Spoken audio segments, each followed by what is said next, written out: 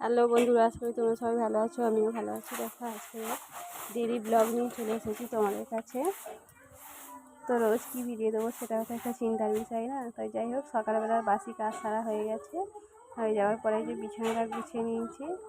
গুছিয়ে নেওয়ার পরে আমাদের মেয়েদের তো কিছু করো না করো রান্না তো করতেই হবে। আমরা তো আর সেই হাইফাই ঘরের বউ নয় যে অন্যজন রান্না করবে। তো তারপর দেখো বিছানা গুছিয়ে নিয়ে রান্নাঘরে চলে এসেছি। বেগুন নিয়ে এই যে বেগুনটাকে দেখো আমি চারটে ফালা ফালা করে, একটা করে বেগুন চারটে করে ফালা ফালা করে কেটে নিয়েছি। এই রান্নাটা কিন্তু নিরামিষ রান্নাই বলতে পারো, কিন্তু এক থালা ভাত শেষ হয়ে যাবে। আমার মামার খুব পছন্দের একটা রান্না। তো বেগুনগুলোকে দেখো ভালো করে ভেজে নেবো। ভালো মানে কি, যেরকমভাবে ভাজা খাওয়া হয় ওই রকম ভাজা হবে না, একটু হালকা ভাজা হবে।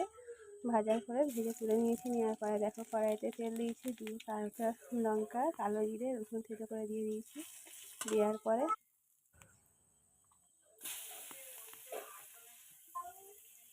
দেওয়ার পর দেখো পেঁয়াজ দিয়ে দিয়েছি। পেঁয়াজটা যখন লাল লাল ভাব হয়ে আসছে, তার সঙ্গে নুন, লঙ্কা গুঁড়ো, হলুদ গুঁড়ো সমস্ত কিছু দিয়ে ভালো করে মশলাটাকে কষিয়ে নেব।